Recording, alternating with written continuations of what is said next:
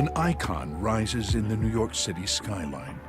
One World Trade Center, 104 stories tall, reaching a symbolic 1,776 feet. It's been an epic journey, filled with troubling problems and innovative solutions.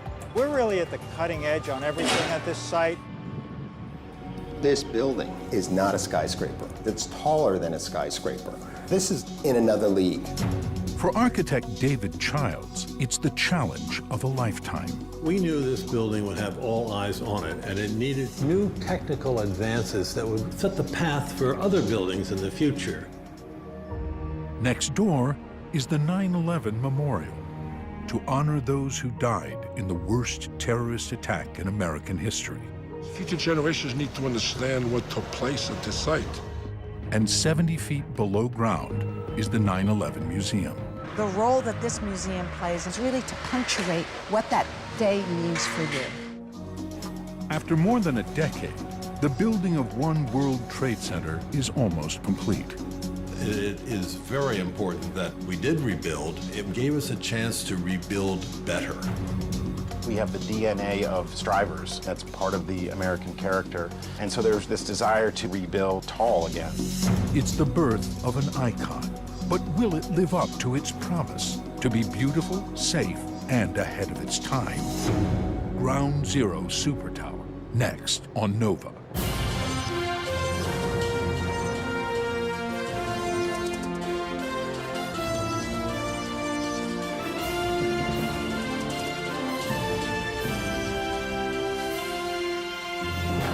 Major funding for NOVA is provided by the following: the David H. Koch Fund for Science, supporting NOVA and promoting public understanding of science, and the Corporation for Public Broadcasting, and by PBS viewers like you. Thank you.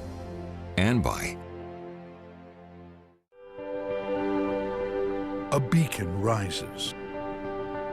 104 stories, up to the top of the tallest building in New York. Perhaps the tallest building in the Western Hemisphere. Going back into the sky is really important because that's something that was taken away. And I think it's appropriate to put it back to show that the life of the city goes on and is more powerful than the forces that attacked it. Its creators' hopes and dreams are riding on it being not only the highest, but the safest, most innovative and beautiful skyscraper in America. I feel a great sense of accomplishment. This building is a strong visual image of our resilience, coming back after this terrible tragedy. The tragedy was the worst terrorist attack in American history. September 11th, 2001, causing unimaginable destruction, killing almost 3,000 people. Out of the ashes, one of the world's most innovative skyscrapers is rising. Soon, its beacon will illuminate the New York City skyline. You're going to look up there, and you're going to identify with 9/11, with One World Trade Center, as a result of this beacon of light. I know for me, wherever I am and I can see that light, I'll know that as Americans, as architects, as New Yorkers, that we have resiliency. We've triumphed. We've come back. We've built this. We're reaching for the stars.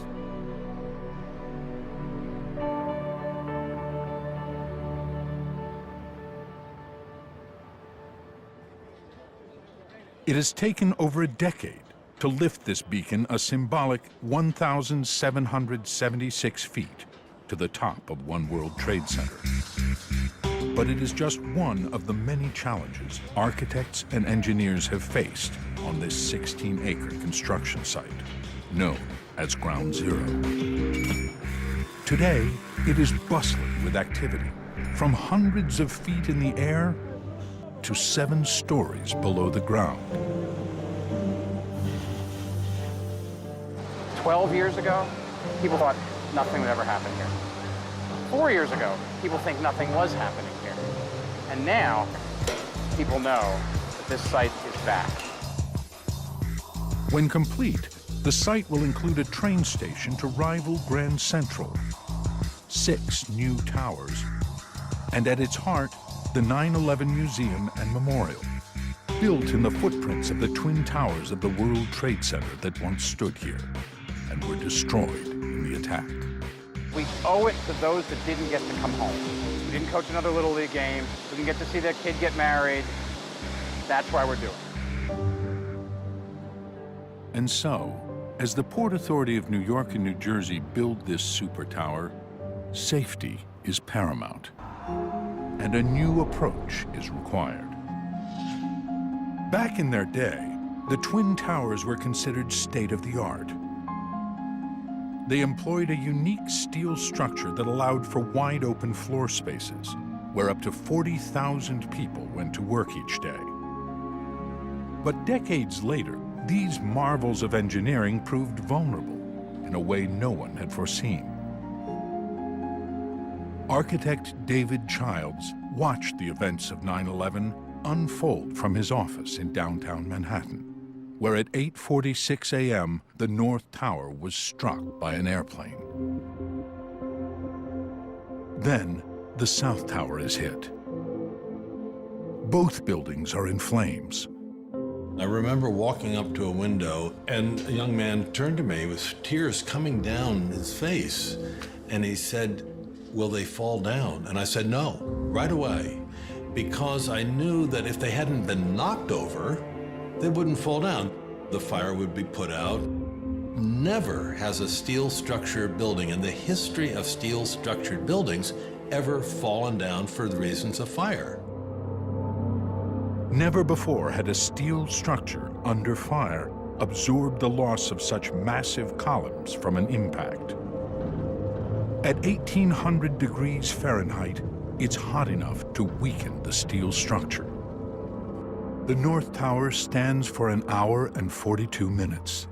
The South Tower for only 56. Finally, the steel gives way to the heat. The floors start to sag. The perimeter steel columns buckle. The Twin Towers do the unthinkable. They collapse. Nearly 3,000 people die.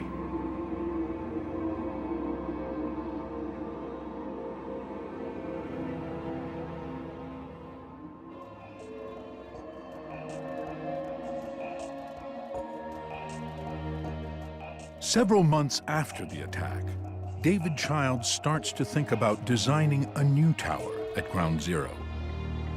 It is the challenge of a lifetime, to come up with a building strong enough and safe enough to be built on this site. Safety has always been a measure of how buildings are built. Go to Florence. Some of the great buildings of Florence are all about defense. Great pieces of rusticated stone, of metal bars across the windows. And yet you look at those buildings and you think proportion and texture and shade and all the interaction of the different materials. You don't think about safety today. Childs hopes to achieve the same balance through innovation. We needed to investigate and invent new ways to show how buildings could be built in the future. So this building must look forward in terms of new technology, new inventions. How do we make the ideal building of the future look forward? As he looks for ways to answer this question, Ground Zero is in ruins. Rescue workers are desperately searching through the rubble for the remains of those who were still unaccounted for. When beneath more than 1 million tons of debris, engineers discover another disaster waiting to happen. The site is at risk of being inundated by the Hudson River, only a few hundred feet away. Many people aren't aware that this site at one point was underwater. It's landfill. Over time, docks and wharves and landfill slowly increased the tip of Lower Manhattan. What this means is that the site that was occupied by the World Trade Center is literally in water. To build the world's tallest towers on land like this, engineers had to find a way to keep the river out. They came up with an ingenious idea. This entire complex was built inside what we call a slurry wall. The slurry wall encircled the World Trade Center complex like an enormous bathtub. A bathtub where the World Trade Center site was built within, and it essentially kept out the Hudson River, it kept out all the wet soil surrounding the site. The slurry wall was made up of over 100 panels, each one 22 feet wide and 7 stories deep, going all the way down 2 feet below bedrock. Each section was excavated and filled with a gluey clay mixture called slurry, which keeps silty soil and water from getting in. Next, a 70-foot-long steel frame weighing 22 tons was lowered into the slurry-filled panel. Concrete was slowly pumped into the panel, and the slurry, which is much lighter, rose to the surface and was pumped out. When the concrete hardened, they repeated the process over and over again, forming a massive underground wall. Once the wall is built, they proceed with the installation of tie bags. These tie bags actually hold the wall to the rock. Tie bags are long steel rods that go all the way down to bedrock to support the wall. They become diagonal structural elements that pull the wall to the rock. So the whole site is basically a bathtub pushing back the waters of the Hudson. After 9/11, it looked as though this enormous bathtub might have been weakened and could collapse. There was real concern that this wall was going to be breached. These walls are coming in. They moved in about 6 inches, and these walls hold back the river. So if these walls cave in, this place is gonna get flooded out by the river. A disaster that was already incalculable in terms of the human loss and the loss to just lower Manhattan and New York City would have gotten that much worse. Securing the slurry wall became a top priority. Soon, engineers discovered that the 1.8 million tons of debris filling the bathtub were actually preventing it from collapsing. The debris was actually acting as a barrier to keep the wall in place. That's why we couldn't just remove all the debris. We have to remove it in lifts, in pieces. And we did this like a mining operation around the entire pit. And every elevation of debris we removed, we had to install new tie bags.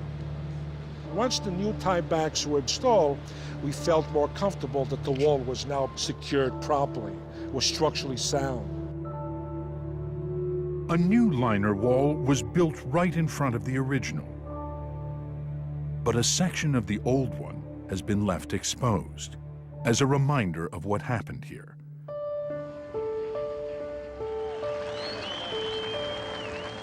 The very last piece of steel to be removed from the site, the last column, was removed on May 30th of 2002, and it signified the end of the recovery period. The recovery period is over. The slurry wall secured. Nearly 2 million tons of debris removed. Now, the site is empty. There is a gaping hole in the New York City skyline, and no one can agree on how to fill it. Everyone had a different idea and a different vision of what should happen there. Some important figures didn't want any memorial, wanted the whole thing redeveloped. Others said you can't develop anything down there, it all has to be preserved. So pulling everything together was not an easy task. It was certainly frustrating as to how long it took, although remember, Central Park was probably 20 years late and 6 times over budget, and nobody remembers that. The question is, where are you, not how you got here.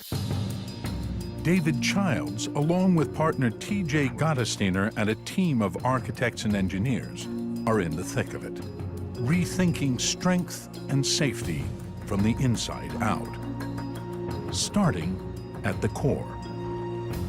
The core of a skyscraper is a backbone that runs up the center. It provides structural support and strength.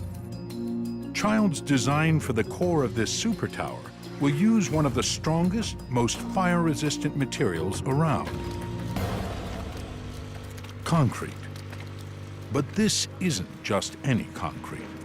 This concrete needs to be so strong, it means going back to the lab to develop it. This is a concrete specimen that will be used for Tower 1 at the World Trade Center. If you could set this cylinder and put a platform on it, you can accommodate 1,000 Americans standing on this cylinder. You know, normal people, 175 pounds in weight. 1,000 people can be supported by this 4-inch diameter cylinder. Concrete is made of sand, stone, and binding agents like lime or cement that, when water is added, hold the mixture together. But the recipe can be revised by using less water, replacing it instead with chemicals that keep the concrete moist without reducing its strength.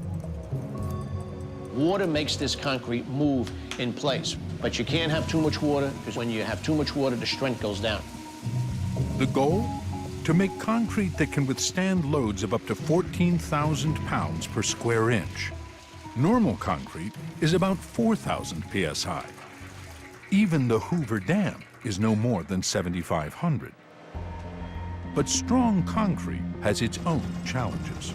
It hardens quickly, so it's a race against time to get it into place before it sets. Driver Eric Zempel has only 90 minutes to get the job done. Concrete is a perishable item. We have like an hour and a half to get the load off. By 2006, this super strong concrete makes its way to Ground Zero, where construction has finally started. Crews have less than an hour to pump it through an elaborate system of hoses where it is poured into a mold and secured with steel bars, called rebar, that give the concrete something to latch onto. The hope for this reinforced concrete is that it will withstand unforeseen challenges in the future. It's strong. That's why I call it liquid steel. When finished, one World Trade Center will contain almost 500,000 tons of this liquid steel, much of it in its core, which has walls up to 6 feet thick. The outside of the core, this whole center spine of the building is out of concrete. The cores of the Twin Towers were compromised on 9/11 because they were made of steel wrapped in thin sheetrock. Where the planes hit, that sheetrock was not strong enough to take that punching shear. At the point of impact, the stairs were destroyed, leaving nearly 2,000 people trapped above, with no escape. That's why it's critical for one World Trade Center to have a super strong concrete core, well beyond existing building codes. Inside, the core protects a total of 73 elevators. Some can travel 23 miles an hour, making them the fastest elevators in the Western Hemisphere. The core also has staircases that are extra wide and pressurized to keep smoke out. When a door is open, that pressure goes out, keeping the smoke away from it. And that's a very effective thing. Smoke is a real killer. One World Trade Center's concrete core is designed to avoid the tragedy of 9/11, where 2/3 of the victims died because they couldn't get out of the building. And nothing will remind us of that more than the 9/11 Memorial and Museum being built next door. The entrance of the museum will be at ground level, but the heart of it is being built 70 feet below the surface. The overall museum is about 120,000 square feet, except for the entry pavilion. It's underground. At bedrock, it's about 95,000 square feet. Here, parts of the Twin Towers foundation are carefully preserved, like a section of the original slurry wall, and these huge girders that supported the floors above. These are the original box beams. These are the original structure that held up the columns, that held up the North Tower at the north face. I kind of consider them almost like a dinosaur skeleton. You know, you look at it and you wonder what was. This museum is an archaeological space as much as it is a museum. So when you go to bedrock and you see the very footprints where the towers sprung to life, it is sacred bedrock. These buildings soared more than 1,300 feet into the sky and defined the New York skyline. This notion of authenticity of place, it was super important to us. You're standing on bedrock. This is as low as the structure of the World Trade Centers were, so this is pretty magical right now. It's becoming more of a construction site and less of a disaster zone. The museum will house artifacts that have been stored for over a decade in an old hangar at New York's JFK Airport. Engineers and architects who went through the debris had the charge of identifying remnant pieces of the buildings that could help scientists better understand what happened. They also were looking for things that might someday help reconstruct the events. In twisted steel and broken beams, the full scale of what happened on 9/11 can be witnessed. This material filled an 80,000 square foot airline hangar. What was in that hangar represented less than 1% of what was at the site, and it filled it to capacity. So just walking into the hangar, you had a sense of just the enormity of what had happened. Some of these artifacts are so large, they are brought on site before the museum is finished, so it can be built around them. Like these 7-story tridents. These enormous pieces of steel, which weigh 50 tons each, formed the distinctive Gothic arch motif at the base of the Twin Towers. So many tridents survived the attack, their silhouette has become a symbol of strength. In 2010, 2 were brought on site and set in place. The 2 we chose were, in fact, side by side on the North Tower. So you have a twin presentation. They embody a kind of memory of the twinness of the Twin Towers. Over the next few years, the entrance of the museum will be built around them.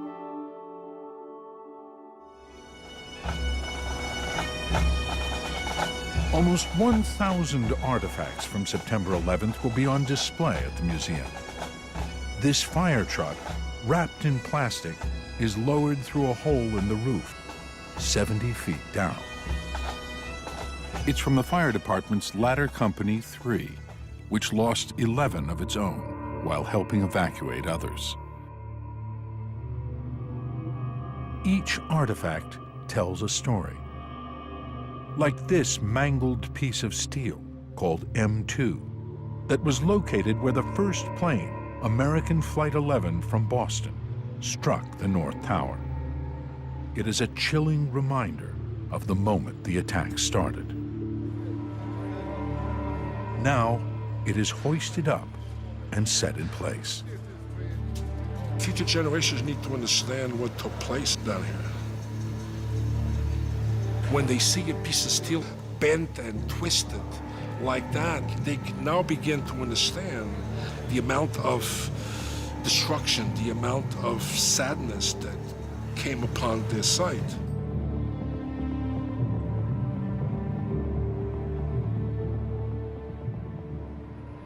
Next door, at One World Trade Center, a one-of-a-kind structure is taking shape.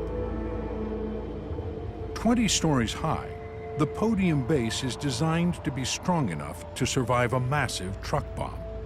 And unless the base of the building is super strong, it could also be hard to attract renters. The podium has thick concrete walls that are reinforced with large steel columns. Not only is it strong, it will look strong enough to be a deterrent. One of the things that I've learned about safety is the appearance of safety. If somebody looks at a building and says, boy, that looks pretty flimsy, they're interested in it. If it looks tremendously strong, you say, well, let's go pick on somebody else. But there's a cost to this approach. David Childs does not want to create a fortress. In an attempt to make the podium more inviting, he designed soaring entryways. Behind them, giant concrete blast walls protect the lobby. But Italian marble will hide their true purpose, and large openings will allow sunlight to stream in. Because of the nature of the destruction that was here before, you don't want to give the impression that this is a place of refuge and of fear. You want it to be a sense of openness to it. This building needs to appear open. So he decides to cover the podium with a kind of glass that reflects light like a prism. The glass will have to be cut in a way that could compromise its strength. It's a unique challenge, but not the only one. Creating panels of glass big enough to start with is also tricky. This glass is 1 inch thick glass, 130 inches wide and 159 inches long. Each individual piece of glass is 1,800 pounds, almost a ton of glass in one single piece.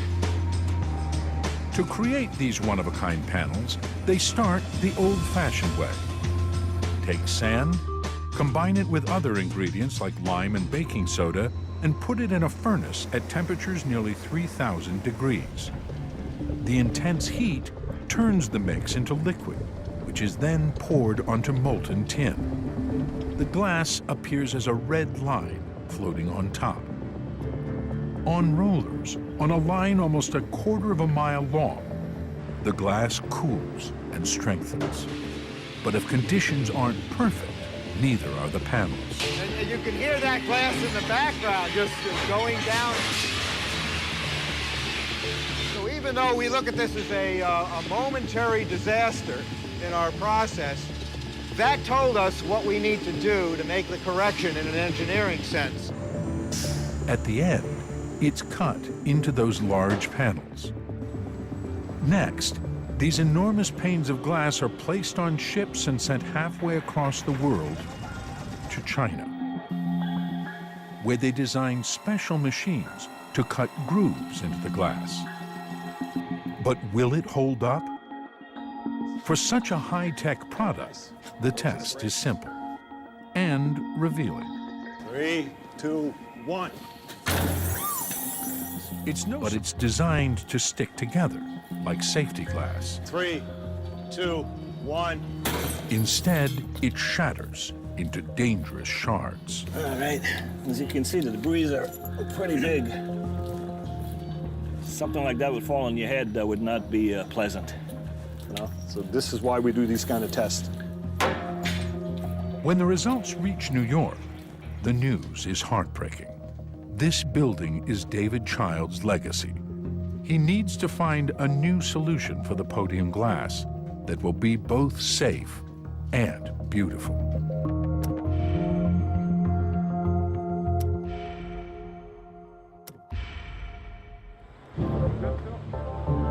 Above the podium, Childs is getting much better results.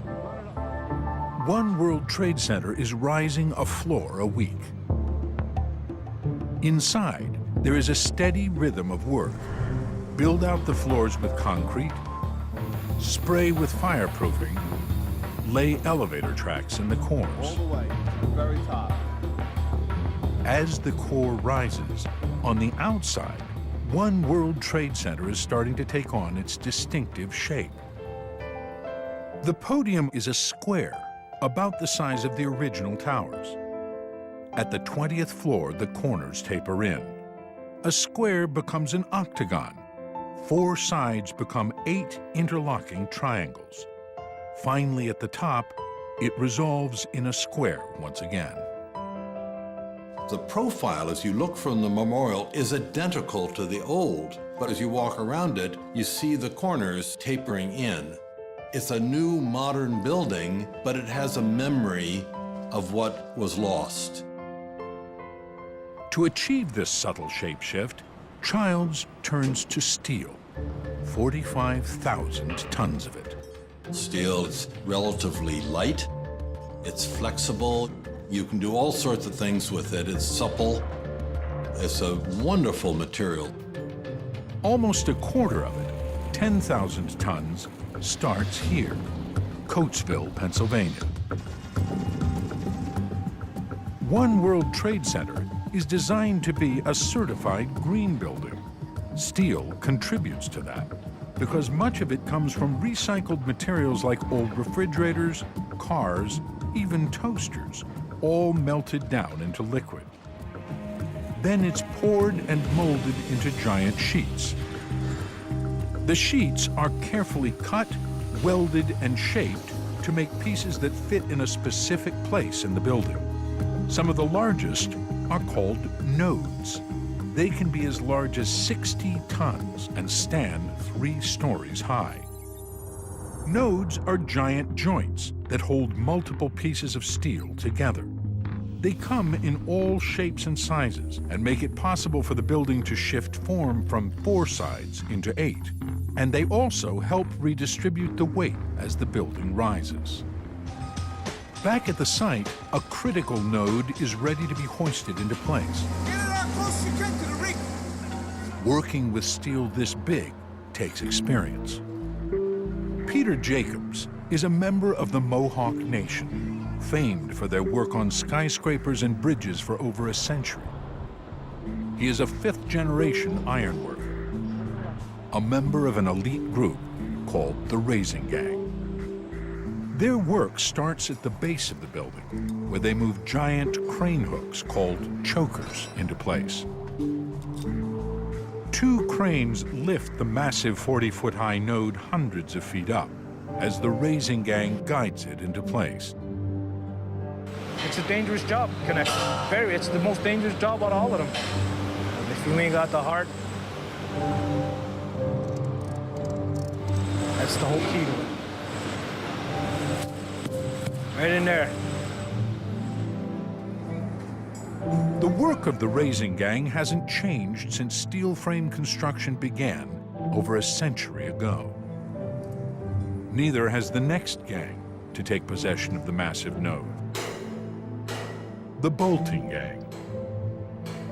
Their job, to mercilessly pound and bolt the node into place. If things are off by 1 or 2 or 3 inches, we bring out the big boy. Show them the big boy. Show them what you got. Big boys, yeah. That pulls everything. That pulls the entire building in the plumb. It's the plumb-up gang that makes sure every column is perfectly plumb, perfectly vertical. It's a game of less than inches. It's a game of quarter inches. The plumbness of a building is critical. Our tolerance is probably 1 inch on a column, and we try to keep everything even within a ½ inch of where it's supposed to go. So it's quarter inches and 8ths and 16ths. It's not inches. The slightest mistake, and the building will tilt. Finally, the welding gang completes the joint. When you first start walking the steel, you're like, all right, looking around you, look how high up I am. But after a while, you're focused on your work. You really don't think too much that you're 700-800 feet in the air. A steel worker's nerve leads the way up a super skyscraper. Story after story, the steel goes up. The concrete core, which gives One World Trade Center its strength, follows several stories behind. Until the core catches up, the steel frame needs stability. To solve this problem, Larry Davis at DCM Erectors comes up with a novel idea.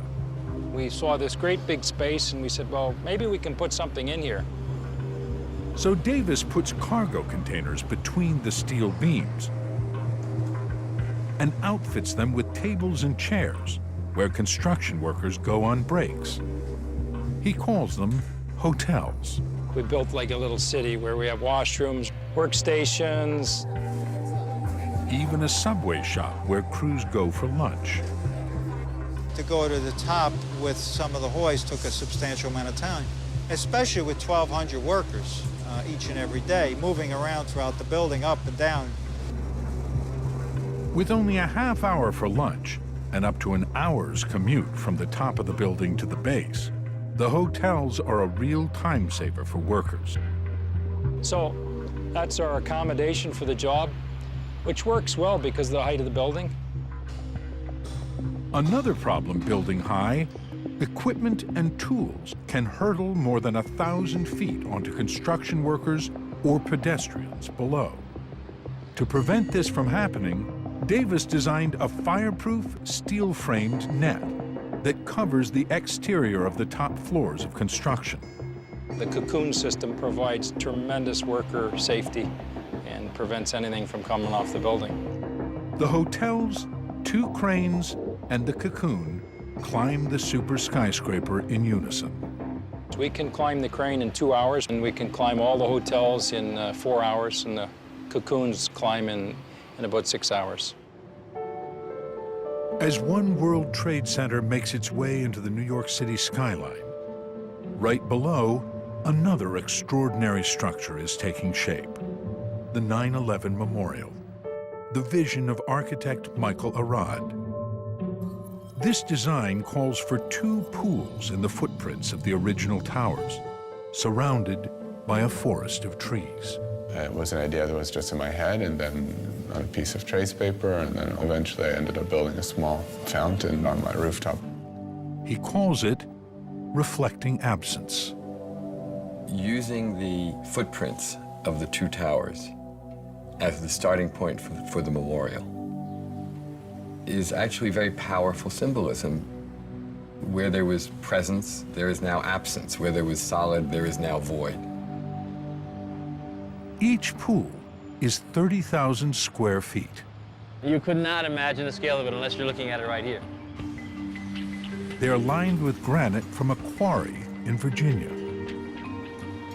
Almost 5,000 tiles must be laid in a specific order, so there is a continuous pattern to the grain. Just look at that stone. If you could just imagine the lines not being there, it looks like one stone. Look at how that grain just flows. It's almost as though this stone is a continuation of this stone. The adjacent piece looks like it belongs next to it. When the pools are complete, 52,000 gallons of water will cascade over the walls every minute, drop 30 feet, and disappear into a second inner pool. We didn't want to create a torrent. This is not about being behind Niagara Falls. It was always about creating something that is gentle yet persistent. And then the question is, how do you make that idea take shape? The solution arrives on site. It's called a weir. Weirs are normally used to alter the flow of rivers to prevent flooding. But here they need to move water into the shape of an architect's vision.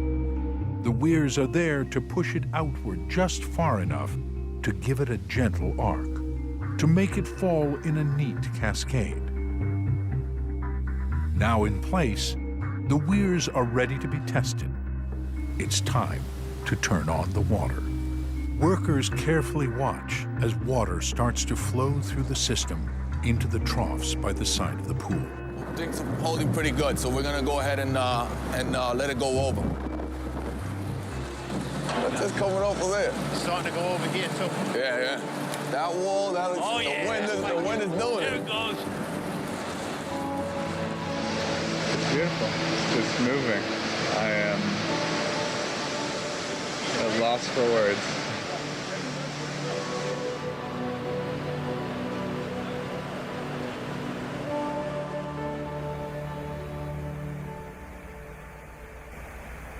But the hardest part is yet to come. In Dover, New Jersey, powerful water jets engraved the names of the 2,982 individuals whose lives were lost on 9/11. The names are not listed alphabetically, but by the locations where individuals died. The South Tower, the North Tower, Flights 11, 93, 77, 175, and the Pentagon. First responders and those who died in the 1993 attacks are also grouped together.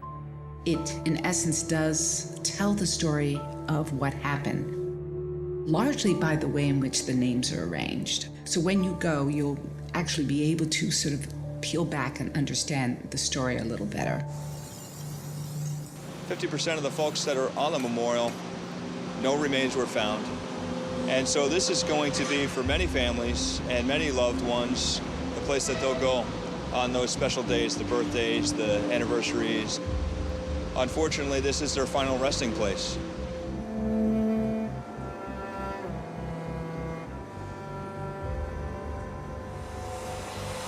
It's heartbreaking, really. Look at all these people, you know, the pain them and their families endured.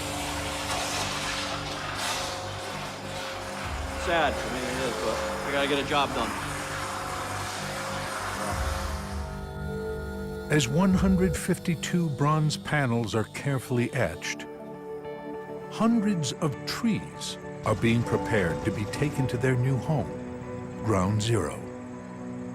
They originally come from the three places where people died: New York, Pennsylvania, and the Washington, D.C. area. They will become part of an 8-acre forest on the Memorial Plaza. Beneath the plaza, a complex irrigation system has been devised to bring water and fertilizer to each and every tree. But what makes this system truly advanced is the sensor technology embedded in the soil. These trees have their own computer chip in them. They have their own monitoring system for aeration and irrigation. I mean, each tree has its own little ecosystem. So we know how they're doing. It's all high tech, real high tech, and yet when you look at it, it's just a beautiful little forest.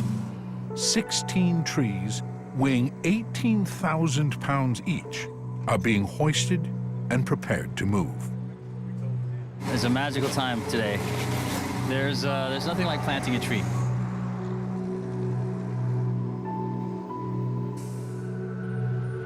The trees arrive at Ground Zero just in time for the memorial to open on the 10th anniversary of 9/11.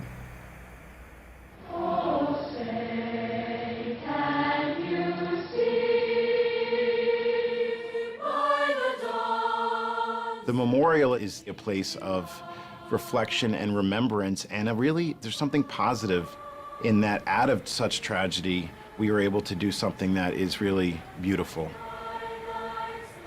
And for the families and friends of those who are lost, it is a place to remember the lives that these individuals lived. One of those individuals, David Berry, was on the 93rd floor of the South Tower when it collapsed. Ever since, his wife Paula has dedicated herself to seeing the memorial come to fruition. I find it really heartening to see all these tourists come wrapped in ponchos with their umbrellas, knowing full well they're coming to see it in the rain. This was a disaster area and then a construction site. But I think it's become a place of contemplation. People will take away the magnitude of the event and the loss.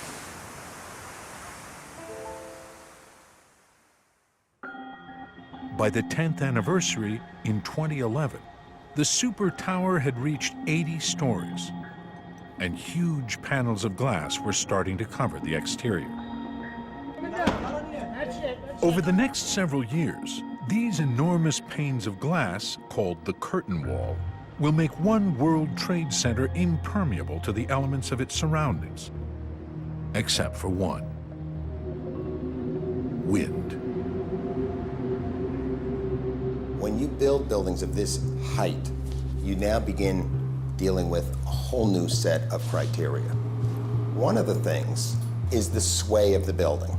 And that sway comes from wind, the wind pushing it back and forth.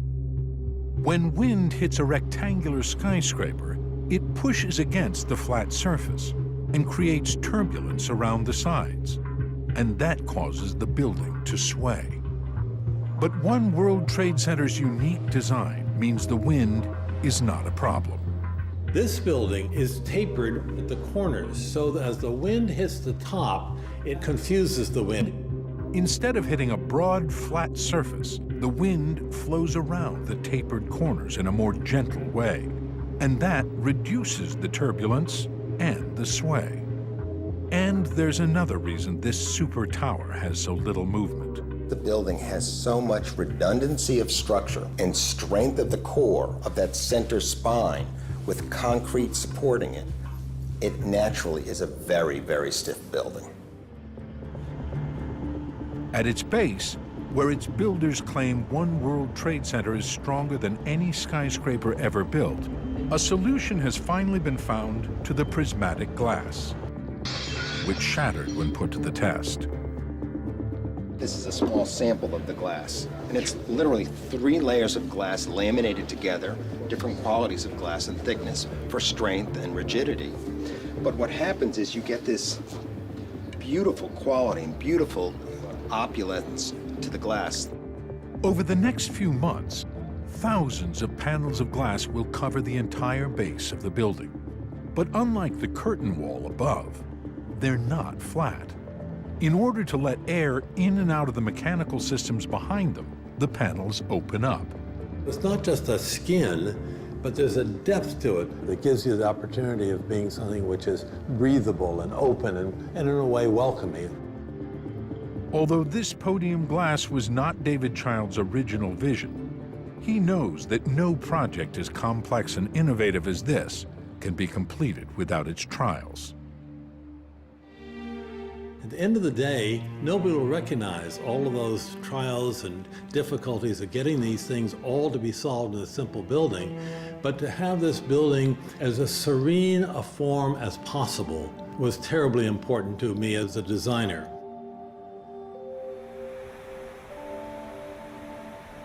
By the summer of 2013, the 9/11 Museum is also on its way to completion, scheduled to open in several months. Wow, this is so different from when I was here last. It really is beginning to look like a museum.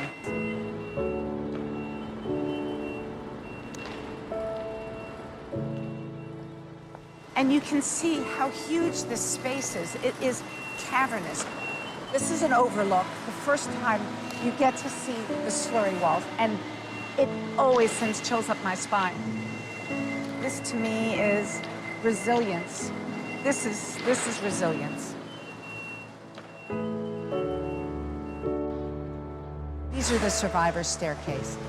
Many people within the building use these stairs to get out. They represent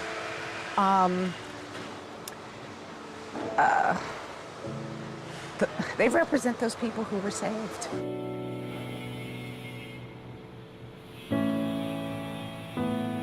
When people come to this museum and they see the worst of humanity and the attacks that took place, they're also going to see the best of humanity.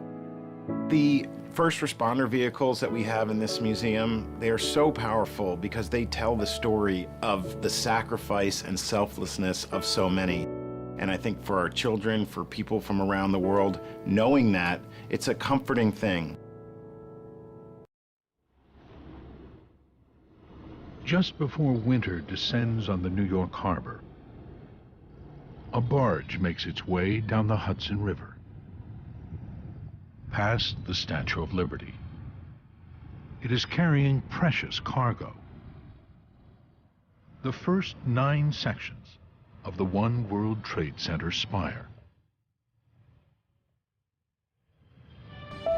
It has taken a month for them to make their way from Quebec to their final destination, Ground Zero.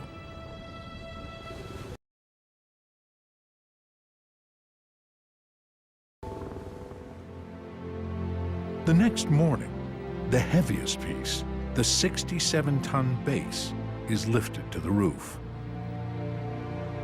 1,368 feet.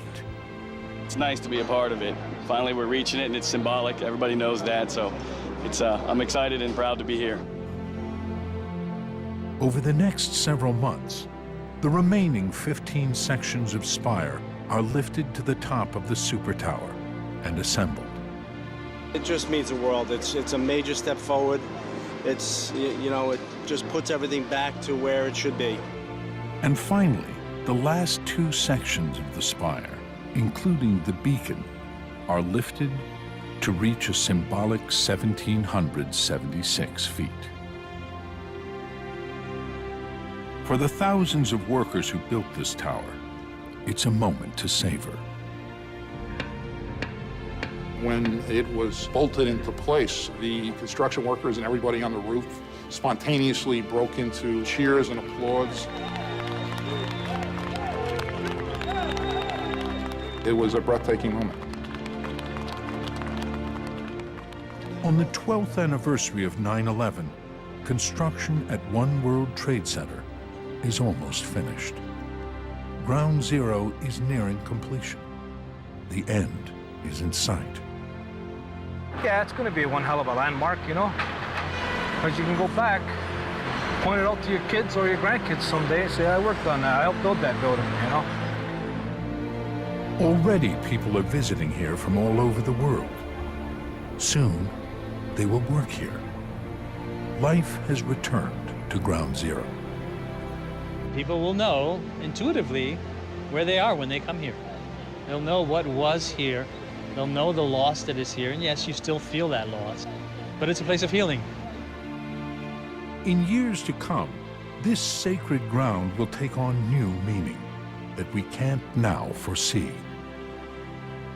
But the way Ground Zero has been designed and built makes one thing certain. What happened here will never be forgotten.